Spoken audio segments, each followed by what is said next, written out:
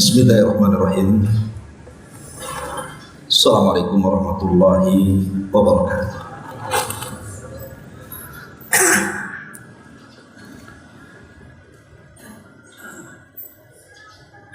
Alhamdulillahi rabbil alamin. Wassalatu wassalamu ala asrafil anbiya'i wal mursalin Muhammadin wa ala alihi wa sahbihi ajmain, amma ba'd. Alhamdulillah, di malam ini mari kita bisa duduk di Masjid Nurul Hidayah. Salat dan juga salam tahdiahkan kepada Rasul kita Nabi besar Muhammad sallallahu alaihi wa ala alihi wasallam. Kita lanjutkan kembali kajian Kitab Tauhid, dan kita masih dalam bab tentang menanamkan perasaan takut kepada Allah Subhanahu wa taala, di mana pada bab ke-31 atau 32 ini masih menyisakan beberapa dalil yang belum kita baca dan kita jelaskan. Di sini beliau menyebutkan dalil dari surah Al-Ankabut ayat 10. Beliau mengatakan, Allah Subhanahu wa taala berfirman, "Wa minan nasi man yaqulu amanna billah fa idza udhiya fillahi ja'ala fitnatan nasi ka'adzabillah wa la in ja'a nasrun min rabbika la yaqulunna inna kunna ma'akum aw laysa Allahu bi'a'lama bima fi suduril alamin."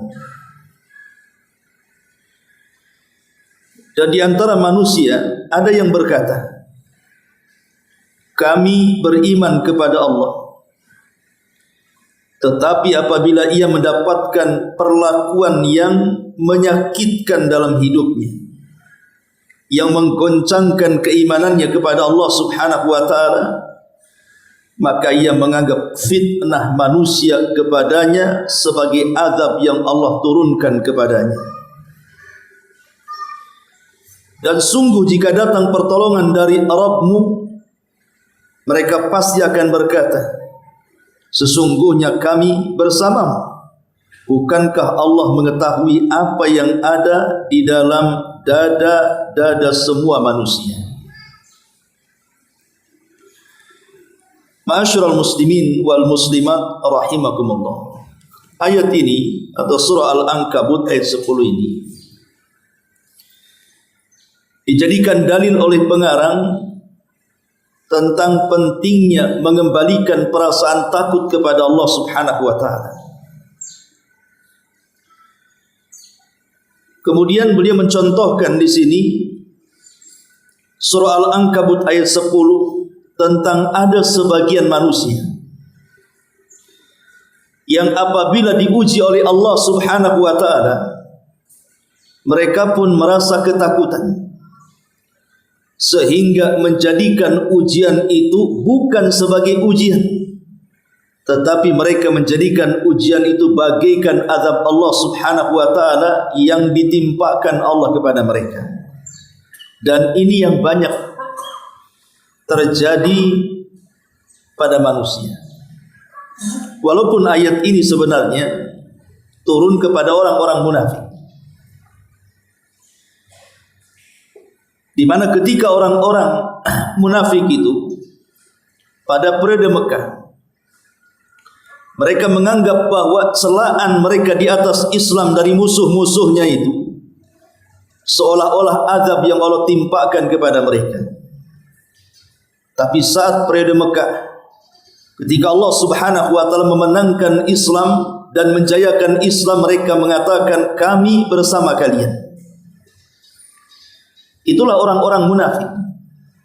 Di saat sempit mereka mengatakan ini azab dari Allah, di saat senang mereka mengatakan kami bersama kalian. Tetapi yang namanya ayat dalam Al-Quran itu al-ibaratu bi umumil lafzi la bi khususis sabab. Sebuah ayat dalam Al-Quran itu bukan melihat tentang sebab khusus turunnya, tetapi keumuman lafaz yang ada pada ayat ini. Walaupun turunnya kepada orang-orang munafik, tapi lafaznya juga ditujukan kepada kita. Jangan sampai di antara kita ini menganggap bahwa ujian yang Allah Subhanahu wa taala berikan kepada kita, kita sangka itu bagian daripada azab Allah Subhanahu wa taala. Karena begini, ikhwatu fiddin yang muliakan Allah Subhanahu wa taala, saya, Anda atau siapapun yang namanya hidup itu pasti akan diberikan ujian oleh Allah Subhanahu wa taala. Tidak mungkin orang yang mengucapkan amanna, kami beriman kepada Allah Subhanahu wa taala, wa hum la yuftanun, sementara mereka tidak diuji. Pasti mereka akan diuji oleh Allah Subhanahu wa taala. Lihat para sahabat. Di zaman Nabi sallallahu alaihi wasallam ada seorang sahabat namanya Khabbab ibn Arat radhiyallahu anhu. Dia seorang sahabat pandai besi. Jadi setiap dia sedang bekerja, majikannya yang seorang wanita itu selalu memaksa Khabbab ibn Arat ini untuk murtad.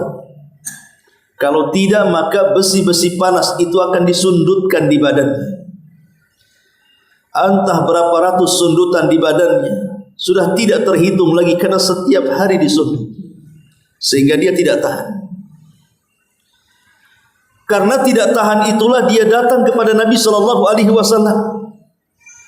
Lah ketika itu Nabi sallallahu alaihi wasallam berada di sekitar Ka'bah, bahkan sedang bersandar di kiswah Ka'bah.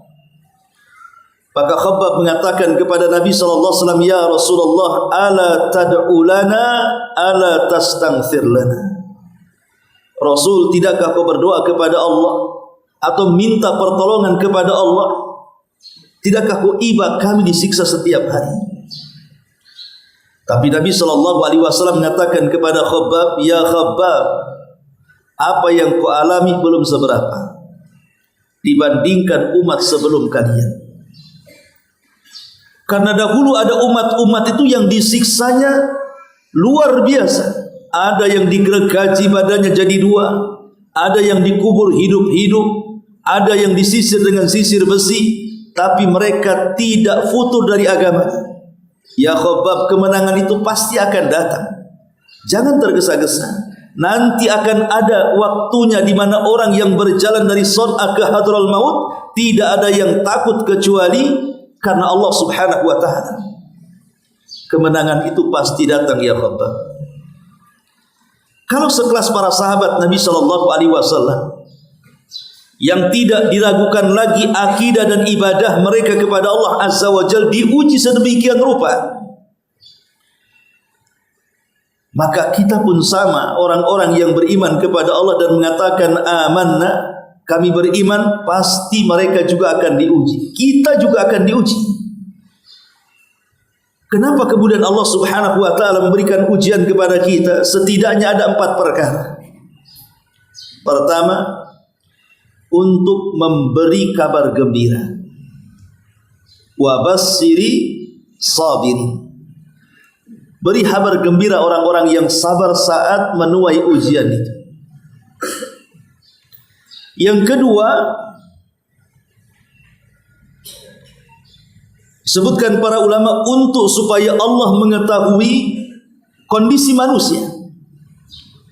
Apakah keimanan manusia itu di atas kebenaran ataukah di atas kedustaan? Makanya Allah Subhanahu wa taala mengatakan dalam surah Al-Ankabut ayat 3, "Wa laqad fattannal ladzina min qablihim fala ya'lamanna Allahu alladhina sadaqu wa la ya'lamannal kadzibin." Dan sungguh kami telah memberikan ujian kepada manusia, umat-umat sebelum mereka, agar Allah tahu siapa di antara mereka yang benar imannya dan siapa di antara mereka yang dusta imannya. terkadang ujian itu perlu untuk menguji keimanan kita. Dan kita yakin bahwa ketika Allah Subhanahu wa taala menguji kita ini memang disesuaikan dengan kadar iman. Jadi kalau imannya tipis-tipis saja, maka ujiannya pun tipis-tipis juga kan. Tapi kalau ujian imannya berat, maka ujiannya juga Allah akan beratkan. Begitu kata Nabi sallallahu alaihi wasallam, ujian pun disesuaikan dengan kadar iman. Tidak mungkin Allah memberikan ujian kepada kita kalau kita tidak sanggup menghadapinya. Pasti sanggup. Hanya orang-orang yang putus asa saja, mereka belum berjuang sudah berhenti di tengah jalan. Kemudian yang ketiga, untuk supaya manusia itu kembali kepada kebenaran. Kenapa kita diuji? Agar kita kembali kepada kebenaran. Boleh jadi kita tersesat, maka Allah Subhanahu wa taala uji kita agar kembali kepada Allah Subhanahu wa taala. Sebagaimana Allah mengatakan, wa balawnahum bil hasanati was sayyiati la'allahum yarji'un, dalam surah Al-A'raf ayat 168. Dan kami uji mereka dengan nikmat yang baik atau bencana yang buruk agar mereka kembali kepada kebenaran, kembali kepada Allah Subhanahu wa taala. Dan yang keempat tentunya untuk supaya Allah mengetahui orang-orang yang sungguh-sungguh memperjuangkan agamanya dan juga sungguh-sungguh dia tabah dan sabar saat menerima ujiannya. Dan itu disebutkan dalam surah Muhammad ayat 31, wala nabluwannakum hatta na'lamal mujahidina minkum was-sabirin. Dan sungguh benar-benar kami menguji kalian sehingga kami mengetahui orang-orang yang benar-benar berjihad dan orang-orang yang benar-benar bersabar. Inilah 4 poin kenapa Allah Subhanahu wa taala menguji kita. Lalu ujian seperti apa sebenarnya yang Allah Subhanahu wa taala ujikan kepada manusia ini? Di dalam surah Al-Ankabut ataupun di dalam surah Al-Baqarah ayat 155. Dalam surah Al-Baqarah 155, inilah rincian daripada ujian yang Allah ujikan kepada kita. Dan Allah menyebutkan 5 perkara dalam surah Al-Baqarah 155 ini. Apakah kita bisa melewati 5 perkara dalam kehidupan kita ini, ataukah justru kita kandas di tengah jalan? Allah Subhanahu wa taala mengatakan, wala nabluwannakum, dan sungguh kami akan menguji, bisyai'in, dengan sedikit, minal khaufi, dari perasaan takut, wal ju'i, dari perasaan lapar, wa naqsim minal amwali, dari kekurangan harta, wal anfusi, dan kekurangan jiwa, was samarati, dan kekurangan buah-buahan. Kita semua akan diuji dengan 5 perkara ini, atau satu di antara 5 perkara ini. Kalau kita sabar dengan 5 perkara ini, maka Allah mengatakan, wa basyiris sabirin, berbahagialah Anda orang-orang yang sabar itu. Tapi kalau seandainya Anda tidak sanggup untuk melewati 5 perkara yang disebutkan dalam Al-Baqarah 155 ini, maka celakalah orang-orang yang tidak bisa sabar. Pertama, minal khaufi, kita akan diuji dari rasa takut. Terkadang di masyarakat ini kita lihat bahwa banyak orang-orang yang diuji dengan perasaan takut ini. Contoh umpamanya ada orang kaya takut miskin, atau mungkin para pejabat yang sudah diangkat kemudian sudah mendekati masa-masa pensiun, takut akan jatuh dari jabatan. atau seseorang dihantui dengan masa depan, ditakutkan dengan ekonominya, bagaimana nasib dirinya, bagaimana nasib keluarganya, bagaimana nasib anak di masa depannya, belum terjadi sudah takut. Jadi ada orang-orang yang diuji dengan dibayang-bayangi oleh perasaan takut. Ini perasaan takut yang seperti ini, perasaan takut yang tidak mendasar, ini bisa membahayakan kita. Karena kalau itu terjadi kepada orang kaya yang takut miskin, maka pasti akan keluar akhlak-akhlak yang tidak baik dari orang-orang kaya yang takut miskin itu. Pertama, akhirnya dia berusaha untuk menumpuk-numpuk kekayaan kan? Karena takut miskin. Ya pasti dia akan dengan jerih upayanya dia akan berusaha untuk menumpuk-numpuk kekayaan. Bila perlu kekayaan itu bukan hanya untuk dirinya, tapi dia siapkan untuk anak cucunya. Jadi cucunya belum lahir sudah kaya, belum lahir sudah kaya. Karena biasanya orang yang takut miskin dari orang kaya itu, maka dia akan berusaha untuk menumpuk-numpuk harta, berakhir dengan kebakhilan dan kekikiran. Ya, akhirnya kemudian mereka pun bakhil dan kikir. Dan lebih daripada itu menyangka bahwa kekayaannya bisa mengekalkan hidupnya di dunia. Sebagaimana Allah mengatakan jama'a mala wa 'addada yahsabu anna malahu akhlada. Kalau itu ketakutan terjadi kepada para pejabat, orang-orang yang memiliki jabatan dalam perusahaan atau dalam pemerintahan, kemudian waktu pensiun sudah dekat dengan mereka, atau mendapatkan kabar akan dipindah, atau mungkin akan di PHK, atau mungkin akan dipecat dan begitu seterusnya. Itu terkadang ada orang yang dibayangi dengan perasaan takut itu yang berlebihan. Akhirnya dengan segala upaya menghalalkan segala cara, bagaimana caranya mempertahankan jabatan, dia siap melakukannya. Ketika itu sudah tidak kenal halal haram lagi bagi hidupnya. Kalau seandainya ketakutan itu terjadi kepada orang-orang, mungkin orang-orang miskin juga, bukan orang kaya takut miskin saja, orang miskin pun takut kalau mereka tidak kaya. Memandang anaknya, macam mana masa depan anaknya, memandang keluarganya, macam mana kehidupan ke depannya. Kalau mereka tidak sabar, akhirnya kemudian dipanjangkan angan-angan mereka, dimasukkan dalam kehidupan bayang-bayang, akhirnya masuk dalam dunia perjudian dan perdukunan kan. Banyak orang-orang miskin itu pengen kaya cepat, akhirnya judol. Ataupun mungkin masuk ke dunia perdukunan seolah-olah Pak Dukun itu membawakan kekayaan.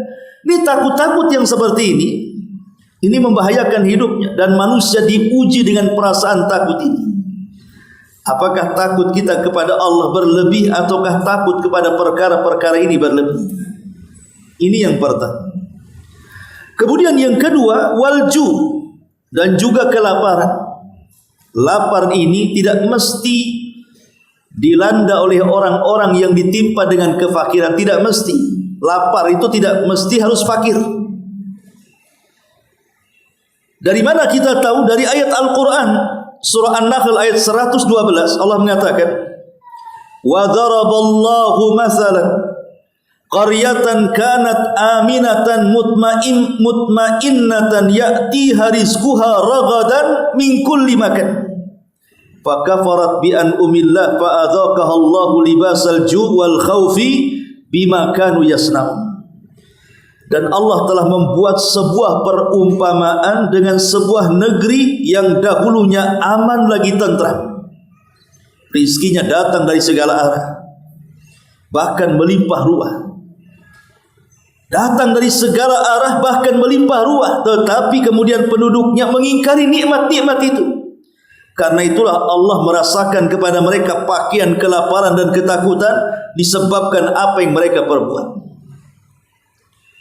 Kalau kita melihat negara-negara di luar negara Indonesia, dulu Afrika itu negara kaya, lebih kaya dibandingkan Saudi Arabia.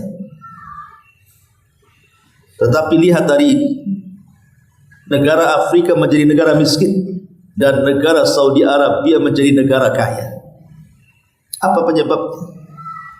Penyebabnya karena mereka kufur nikmat. Dan Saudi atau negara Saudi Arabia, mereka orang-orang yang bersyukur akan nikmat Allah Subhanahu wa taala. Maka Allah mengatakan, la in syakartum la azidannakum wa la in kafartum inna adzabi lasyadid. Kalau kalian mensyukuri nikmatku ku tambah, tapi kalau kalian ingkar dengan nikmatku, sudah kusediakan azabku yang pedih.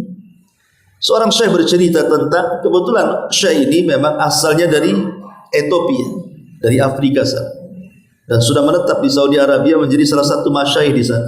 Bercerita, dia mendapatkan cerita dari orang tua dan kakek buyutnya. Dulu negeri kami itu negeri yang kaya raya. Saudi itu belum ada apa-apanya. Sampai-sampai kalau mereka menyembelih kambing itu, mereka hanya mengambil dagingnya dan semua selain daging dibuangnya. Kulitnya dibuang, cekernya dibuang, kakinya dibuang, jeroannya dibuang, kepalanya dibuang. Hanya diambil dagingnya saja. Padahal itu bisa dimakan. Terkadang kalau tidak habis mereka buang begitu saja. Setiap hari makanan-makanan itu dibuang tanpa mereka sadar, mereka sudah tabdzir. Akhirnya negeri yang kaya raya, persis yang difirmankan Allah Subhanahu wa taala, fa kafarat bi an'umillah fa adzaqaha Allahu libasal ju' wal khaufi bima kanu yasna'un. Ketika penduduk negeri itu ingkar terhadap nikmat-nikmat Allah, karena itu Allah akan merasakan kepada mereka pakaian kelaparan dan ketakutan terhadap apa yang mereka telah lakukan. Akhirnya kelaparan di mana-mana. Dulunya kaya menjadi umat yang kelaparan. Itu ujian dari Allah Subhanahu wa taala karena kekufuran. Kemudian yang ketiga kata Allah Subhanahu wa taala, wa naqsin minal amwal, dan kurangnya harta, artinya kemiskinan. Manusia akan diuji dengan kemiskinan. Di dalam surah Al-Hajj ayat 11, Allah Subhanahu wa taala mengatakan, wa minan nas man ya'budullaha ala harfin fa in asabahu khairun itma'an nabi wa in asabathu fitnatun inqalaba ala wajhihi khasirat dunya wal akhirah dzalika huwal khusranul mubin. Dan di antara manusia ada orang-orang yang menyembah Allah tetapi mereka berada di tepian jurang. Jika mereka memperoleh kebaikan, nikmat Allah, kekayaan yang banyak, maka mereka seolah-olah hidup dalam ketenangan. Tetapi jika ditimpa oleh Allah sebuah bencana, kefakiran, kesusahan hidup, kesusahan ekonomi, mereka pun berbalik ke belakang mereka. Rugilah dunia dia dan rugilah akhirat dia. Dan itulah serugi-ruginya kerugian yang nyata. Ma'asyiral muslimin yang dimuliakan Allah Azza wa Jalla. Makanya kan ada istilah para ulama, antara fakir dan kafir itu kan tetanggaan ya. Karena biasanya orang-orang yang kafir itu salah satu penyebabnya karena kefakiran kan. Adapun hadis yang mengatakan kadal faqru an yakuna kufran, itu hadis maudhu. Kefakiran itu hampir-hampir menjadikan seseorang menjadi kufur. Tetapi maknanya benar. Maknanya benar. Betapa banyak orang-orang yang susah ekonomi, mereka rela menanggalkan akidah dan agama mereka, kemudian berpindah kepada agama yang lain kan. Bahkan saya sering mendapatkan cerita apabila terjadi musibah di negara kita ini, entah gempa, entah tsunami, kemudian terjadi ribuan pengungsian di mana-mana. Ada saja cerita di mana para misionaris itu yang berusaha memindahkan agama Islam kepada agama yang lain itu datang dengan membawa bantuan, kemudian membaptis dan begitu seterusnya. Dan rupanya ada juga sebagian orang-orang yang tadinya Islam pindah agama hanya faktor ekonomi. Padahal kemiskinan itu sebuah ujian dari Allah Subhanahu wa taala. Kemudian yang keempat, wal anfus. Dan Allah juga akan menguji dari segi anfus, jiwa.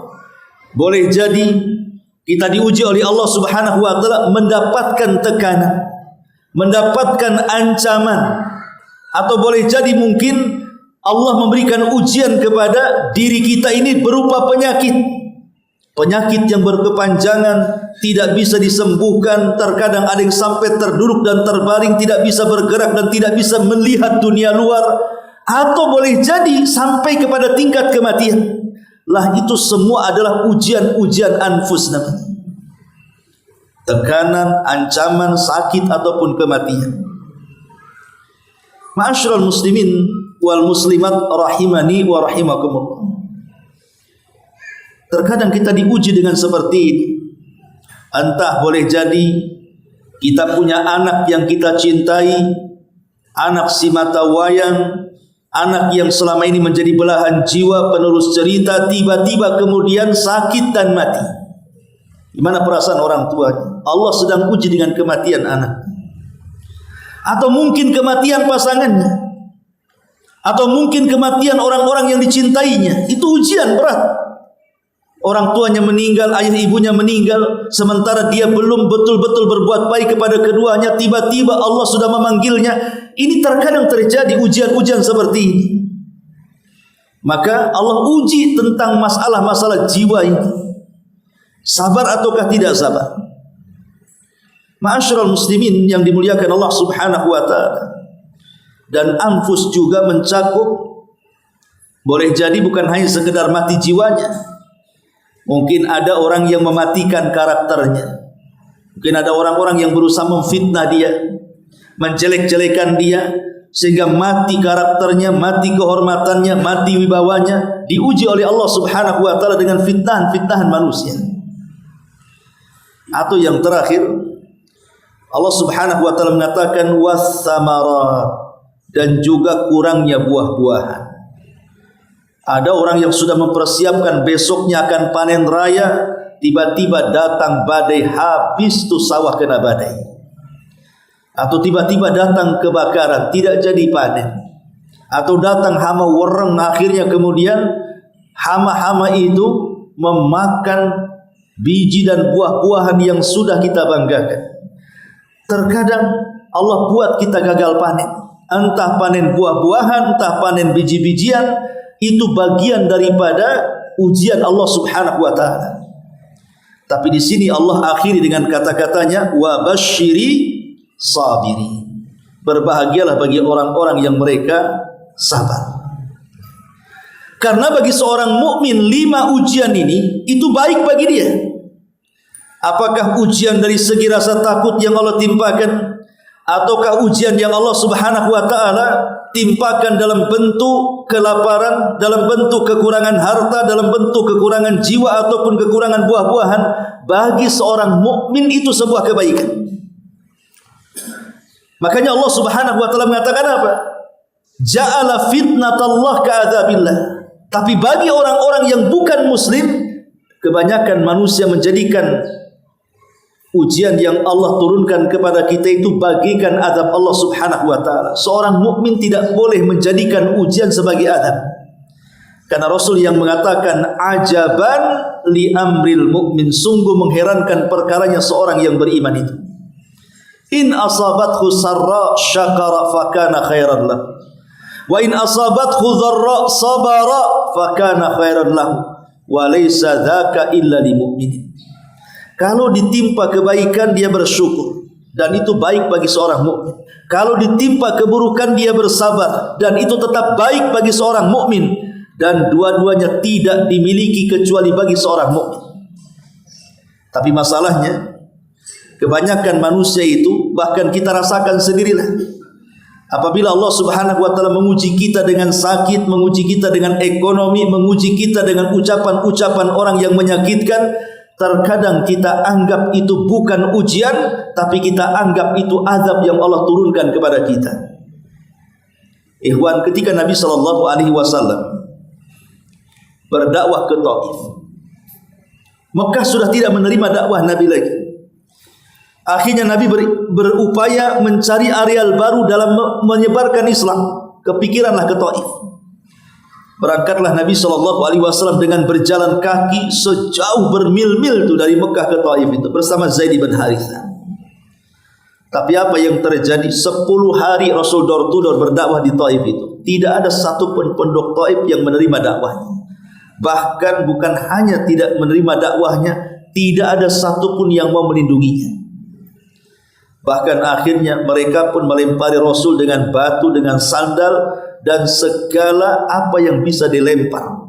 Sampai dalam sejarah itu Rasul sampai berdarah-darah, lari 1 mil bersama Zaid bin Harithah, menghindar lemparan-lemparan penduduk Taif itu. Karena penduduk Taif ini sudah kurang ajar. Bukan hanya kalangan laki-lakinya yang menghina Rasul, sampai kepada anak-anak kecil dan kaum wanita. Kompak mereka mengusir Nabi SAW. Saat Nabi SAW berjalan keluar dari Taif menuju Mekah, tapi tidak bisa juga masuk ke Mekah karena dia belum mendapatkan jaminan keamanan. Nabi hanya bisa kemudian berhenti di perbatasan Mekah dan Taif sambil berdoa kepada Allah Subhanahu wa taala dan mengatakan, ashku ba'si ilaika ya Rabb. Aku hanya bisa mengadukan urusanku kepadamu. Tapi ada satu kata-kata Rasul dalam doa ini yang menarik adalah, illam takun alayya sakhatun fala ubali. Ya Rabb, kalau memang penduduk Taif itu mereka tidak mau menerima dakwah, mereka justru melempari, mereka justru mengusir dan menghinaku, tidak ada masalah ya Rabb, asal ini bukan dalam bentuk kemurkaanmu kepadaku. Kalau ini bukan bentuk kemurkaanmu kepadaku, atau dengan istilah lain bukan dalam bentuk azabmu kepadaku, tidak masalah mereka melempari aku, mereka mau menghina aku, mereka mau, tidak ada masalah. Karena Rasul menganggap ini sebuah ujian.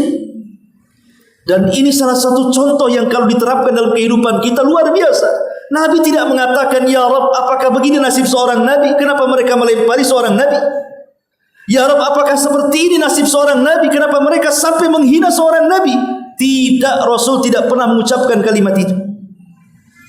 Rasul hanya mengatakan, illam takun alayya sakhatun fala ubadi. Kalau ini bukan bagian daripada kemurkaanmu ya Rabb, aku enggak akan peduli. Silahkan kau uji aku ya Rabb. Kalau kalimat Rasul ini kita tanamkan dalam kehidupan kita ini, umpamanya kita sedang sakit, kemudian kita katakan, ya Rabb, kalau sakit ini bukan bagian daripada azabmu, kemurkaanmu, aku akan berusaha untuk sabar. Kalau kita digulung ekonominya, kemudian kita katakan, ya Rabb, kalau seandainya kebangkrutanku bukan bagian daripada kemurkaanmu, tidak ada masalah, saya akan hadapi dengan sabar. Kalau seandainya manusia memfitnah ini bukan bagian daripada azabmu kepadaku, ya Rabb, tidak ada masalah, aku akan menghadapi semuanya. Kan indah kalau hidup itu menggunakan kaidah yang diajarkan Nabi SAW. Tapi kalau sedikit-sedikit kemudian Allah uji, kita katakan bagian daripada azab, lah inilah ciri-ciri orang munafik. Ciri orang munafik itu mereka menyerah sebelum berperang. Mereka tidak sabar sebelum berusaha untuk sabar. Sudah kepikiran dulu tuh, belum juga sabar udah kepikiran tuh. Makanya di sini Allah Subhanahu wa taala mengatakan, wa minan nas, dan sebagian manusia, man yaqulu amanna billah. Ada orang yang mengaku beriman kepada Allah, masalahnya dia ngaku saya beriman kepada Allah, tetapi fa idza udhiya fillahi, ketika Allah menguji dia dengan apa? Dengan memperlakukan sebuah fitnah yang menguji keimanannya, ja'ala fitnatan nasi ka'adzabillah, dia sangka fitnah manusia kepadanya itu bagian daripada azab Allah Subhanahu wa taala. Maka di sini kata para ulama, ayat ini menunjukkan bahwa Allah terkadang akan membuat tasallut bainan nas, di antara manusia dengan manusia yang lain itu akan saling bermusuhan, akan saling menyakiti dengan kata-katanya, akan saling menyinggung dengan perbuatannya. Maka kalau seandainya itu terjadi, Apakah kita akan sabar ataukah kita menjadikan ujian-ujian itu sebagai azab dari Allah Subhanahu wa taala? Maka seorang mukmin tidak akan menjadikan itu bagian daripada azab, tapi seorang mukmin akan menjadikan itu bagian daripada memperkokoh keimanannya, menguji kesabarannya. Apakah dia sanggup sabar ataukah dia justru futur, naudzubillah. Ma'asyiral muslimin yang dimuliakan Allah Subhanahu wa taala. Kemudian muallif pengarang beliau mencantumkan riwayat dari hadis Abi Sa'id Al-Khudri radhiyallahu anhu. Nabi mengatakan, "Inna min dha'fil yakin an turdiyan nas bi sakhatillah wa an tahmaduhum ala rizqillah wa an tadhummahum ala ma yu'tika Allah. Inna rizqallahi fala yajurruhu hirsu harisin wala yarudduhu karahiyatu karihin." Riwayat ini sebenarnya tidak sahih, tetapi maknanya sahih kata ulama. Riwayatnya lemah, tidak bisa dijadikan hujah, tapi maknanya sahih karena banyak ditopang dalam beberapa riwayat yang baik yang marfu atau mauquf kepada para sahabat Nabi sallallahu alaihi wasallam. Allah Subhanahu wa taala, Rasul sallallahu alaihi wasallam mengatakan di sini, sesungguhnya termasuk lemahnya iman seseorang. Termasuk lemahnya iman seseorang. Pertama, kamu mencari redha manusia dengan mendapatkan kemurkaan Allah.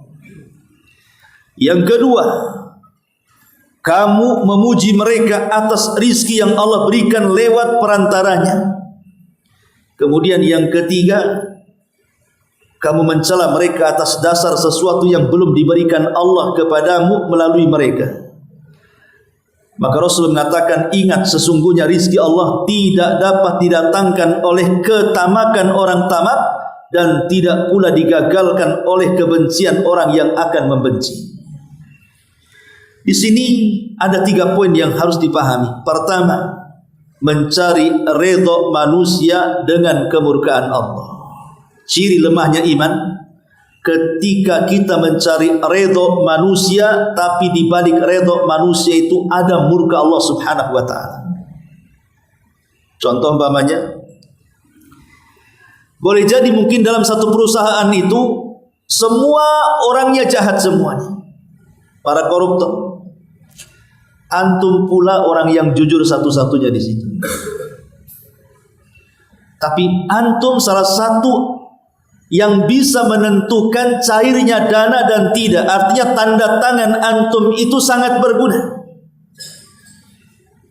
Sementara satu perusahaan itu kawan-kawan antum bermasalah semuanya. Kemudian mereka datang kepada antum meminta tanda tangannya untuk mencairkan dananya. Maka antum dihadapkan dengan 2 perkara di sini. Kalau saya bumbukan tanda tangan ini, sama saja saya menghalalkan mereka untuk korupsi. Tapi kalau seandainya saya tidak letakkan tanda tangan ini, berarti saya tidak membantu kawan-kawan dan tidak dianggap menolong mereka. Maka ini di antara 2 pilihan. Kalau kita tanda tangan, lemah iman kita. Kenapa? Karena kita mencari redha manusia, di dalamnya ada murkanya Allah kan. Tapi kalau seandainya kita tidak tanda tangan, pasti dibenci orang-orang itu. Tetapi Allah cinta dengan kita. Kan kebanyakan seperti itu. Dan itu bukan hanya di lingkup luar saja, dalam rumah tangga saja. Terkadang ada istri terlampau cinta dengan suaminya, disuruh apa saja walaupun maksiat kepada Allah, mau saja karena takut diceraikan suaminya. Terkadang seorang anak karena saking takutnya dengan orang tuanya, disuruh maksiat pun mau saja karena takut kepada orang tuanya. Lah itu namanya mencari redha manusia di atas kemurkaan Allah Subhanahu wa taala, dan ini ciri lemahnya iman. Kemudian yang kedua, memuji manusia atas rizki dari Allah Subhanahu wa taala. Ada orang datang bantu kita, kemudian kita puji habis orang yang membantu, dia lupa bahwa di sana ada Allah. yang menitipkan harta kepada dia, kemudian dia datang kepada kita membantu kita. Dia lupa sama Allah. Dia tutup-tutupi nikmat Allah Subhanahu wa taala. Lah ini termasuk kelemahan iman. Ketika kita menutup-nutupi nikmat Allah dan kita terlampau berterima kasih kepada yang menolong kita, lupa bahwa di sana ada Allah Subhanahu wa taala. Ikhwan, berterima kasih itu memang sebuah kewajiban. Kalau ada orang berbuat baik kepada kita, ya kita berterima kasih. Tetapi jangan kemudian kecondongan terima kasih lebih kepada dia dibandingkan kepada Allah Subhanahu wa taala. Karena itu sama dengan menutup-nutupi nikmat Allah Subhanahu wa taala, dan itu bagian daripada lemahnya iman. Lemahnya iman. Karena Allah mengatakan wa ma bikum min ni'matin fa minallah. Segala nikmat itu semua datang dari Allah. Orang yang membantu kita itu kan perantara saja. Allah titipkan harta dia kepada dia untuk datang kepada kita. Kemudian yang ketiga, mencela manusia ketika menjadi penghalang rizki kita. Antum jualan, datang orang nawar, udah lama 1 jam lah tawar-tawaran tak jadi, antum marah, sialannya. Masa sudah 1 jam tawar-tawaran tiba-tiba dia pergi. Dia celah gara-gara dibatalkan. Ya. Atau antum mungkin yang suka masuk dalam dunia proyek. Adalah kemudian proyek ini itu sudah rapat meeting saja kerjanya sampai berbulan-bulan. Rupanya ketika waktu eksekusinya dibatalkan semuanya. Langsung antum marah sama dia. Kurang ajar, anak sudah habiskan waktu, pokoknya dicelah. Maka di antara kelemahan iman seseorang adalah mencela manusia ketika menjadi penghalang rizkinya. Ya memang bukan rizkinya. Ada orang yang mau beli sesuatu kepada kita, tahu-tahu tidak jadi. Ya mungkin belum datang rizkinya. Allah masih menghalangi rizkinya. Jangan kemudian kita marah-marah sama orang itu. Kenapa dia tak jadi beli? Kenapa dia tak jadi transaksi? Kenapa dia batalkan? Akhirnya kita celah, kurang ajar, dan begitu seterusnya. Anda tidak yakin dengan takdir, dan itu bagian daripada kelemahan iman namanya. Makanya di sini di antara lemahnya iman adalah ketika ada manusia mencela-cela orang gara-gara dipandang dia telah menghalangi rizkinya. Ma'asyiral muslimin wal muslimat rahimakumullah.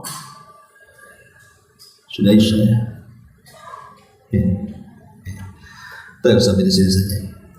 Subhanallah bihamdika, asyhadu an la ilaha illa anta, astaghfiruka wa atubu ilaik. Allahu ta'ala. Assalamualaikum warahmatullahi wabarakatuh.